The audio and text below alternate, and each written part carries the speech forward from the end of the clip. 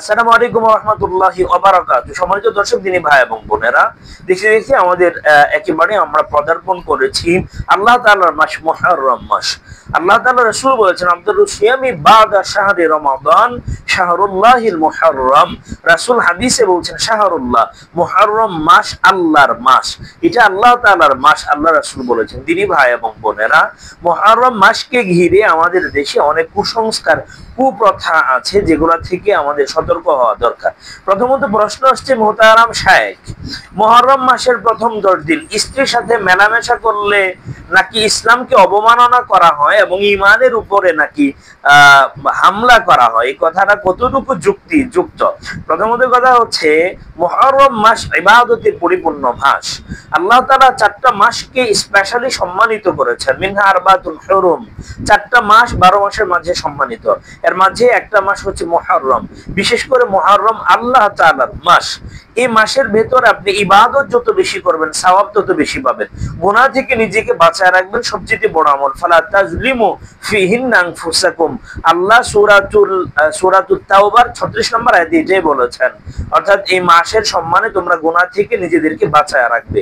এখন স্ত্রী সহবাস করা, স্ত্রী সঙ্গম করা, স্বামী স্ত্রী একান্তে মিলিত হওয়া, এটা হালাল, এটা অবৈধ, হারাম কিছু নয়।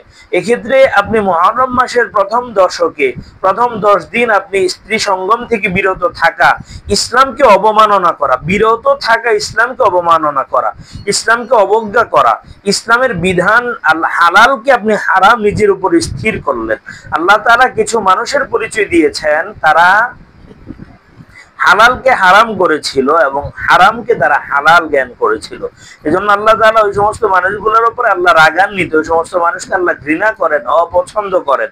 এজন্য সম্মানিত দিনী ভাই এবং বোনেরা, স্ত্রীর সাথে মেলামেশা করা স্বামীর জন্য সার্বজনীন হালাল, শুধুমাত্র হায়েদ, নিফাস এবং সিয়ামরত অবস্থা ছাড়া।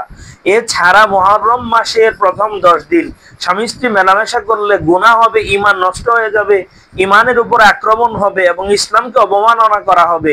এই ধরনের চিন্তা ভাবনা করা কাবীরা গুনাহ। এবং এই ধরনের চিন্তায় কোনো মানুষ যদি হালাল স্ত্রীর সাথে যৌন চাহিদা, জৈবিক চাহিদা পূরণ করতে দ্বিধাবোধ করেন, এখানে যদি সংকীর্ণতা অন্তরে আসে এবং এটাকে পাপ মনে করেন, সেক্ষেত্রে তার আমলনামায় কবিরা গুনাহ হবে। কারণ হালালকে সে হারাম জ্ঞান করছে। হালালকে হারাম জ্ঞান করলে, হারামকে হালাল জ্ঞান করলে জেনে বুঝে তার ঈমান থাকে না।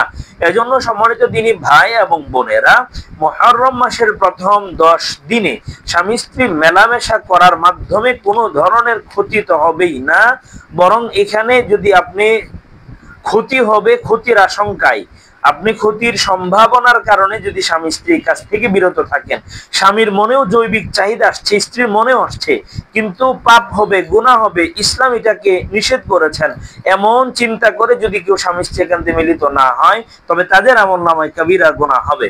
এজন্য এই ধরনের চিন্তা ভাবনা সম্পূর্ণ ভুল, ভ্রান্ত, এগুলা মানুষের ঈমানের ক্ষতি করে।